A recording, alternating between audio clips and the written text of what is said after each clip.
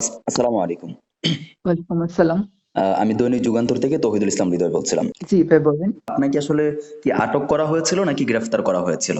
গ্রেপ্তার করা হয়েছিল। ১ম এ বলা হয়েছিল যে আটক করা হয়েছে, পরবর্তীতে গ্রেফতার দেখানো হয়েছিল। আচ্ছা, কি জন্য মূলত গ্রেফতার করা হয়েছিল আপনাকে? কারণটা হয়েছে গত দুদিন ধরে আই থিংক আপনারা দেখেছেন, আমার একজন জুলাই সহযোদ্ধা ভাইকে ডেভিল আখ্যা দিয়ে গ্রেফতার করার পর যখন যথেষ্ট প্রমাণ তাদের কাছে সাবমিট করার পরেও তারা আমার ভাইকে মুক্ত করেননি।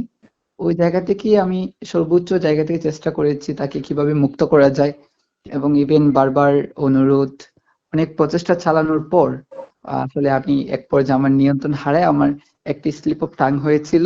আমি ইতিমধ্যে কিন্তু আমাকে গ্রেফতার করার আগে আমি একটি ক্লারিফিকেশন ভিডিও দিয়েছিলাম। ওইখানে দেশবাসী সহ আমার শুভাকাঙ্ক্ষী যারা আমাকে স্নেহ করতেন অনেকেই কষ্ট পেয়েছেন, এবং আমি অলরেডি একবার দুঃখ প্রকাশ করেছি, বারবার বলেছি, এবং এটার জন্য আমি খুবই গিল্টি ফিল করছি যে আমার দায়িত্বশীল জায়গা থেকে আমার আরো বেশি সাবধান হওয়া দরকার ছিল, এবং এটার জন্য আমি আবারও দেশবাসীর কাছে আমি দুঃখ প্রকাশ করছি। আচ্ছা, আপনি যাকে থানা থেকে ছাড়াতে গিয়েছিলেন, আমরা সামাজিক যোগাযোগ মাধ্যমে অনেক পোস্ট দেখেছি যেখানে তাকে ছাত্রলীগ বলে আখ্যায়িত করা হয়েছে। এই বিষয়টা আসলে কতটুকু সত্য? হ্যাঁ, এটা আমি আগেও বলেছি যে হ্যাঁ, 2023 সালে সে ছাত্রলীগের সাথে যুক্ত ছিল। বাট এটাও সত্য, আমরা যখন আন্দোলন হবিগঞ্জে কল করি, একদম 16 জুলাই থেকে একদম 5 অগস্ট পর্যন্ত ওই ছেলেটা একদম আমাদের সাথে সামনের সারিতে আমার পাশে দাঁড়ায় ফাইট করেছে। ওই জায়গা থেকে আমি দায়বদ্ধতার জায়গা থেকে আমার একজন আন্দোলনকারী ভাই যখন সে ছাত্রলীগের আইডিওলজি ছেড়ে আমাদের মুভমেন্টে যুক্ত হয়েছে, তো ওই দিন থেকেই তো তার পরিচয় আমার সহযোদ্ধা। ওই জায়গা থেকে আমি গিয়েছিলাম। আচ্ছা, আপনি জামিন পেয়েছেন তাই তো?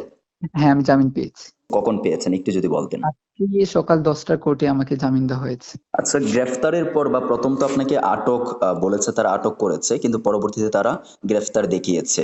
তো ওই সময়টা এবং কোর্টে তোলার যে আগ মুহূর্ত যে সময়টা ছিল, ওই সময়টা আপনার সাথে তারা আসলে কেমন আচরণ করেছিল এগুলো যদি একটু বলতেন। আচ্ছা, আমি আসলে এই ব্যাপারটা সামনে আনতে চাচ্ছি না। যেহেতু প্রশাসনেরও সীমাবদ্ধতা ছিল। আমার মুখ থেকেও যেটা আসলে উত্তেজনার কারণে একটা স্লিপ অফ টাং হয়েছে, এটা আমারও ভুল হয়েছে। ওই জায়গা থেকে আমি চাচ্ছি, যেহেতু এটা কনফিডেন্সিয়াল ছিল, ওইটা সামনে আসাটা উচিত না।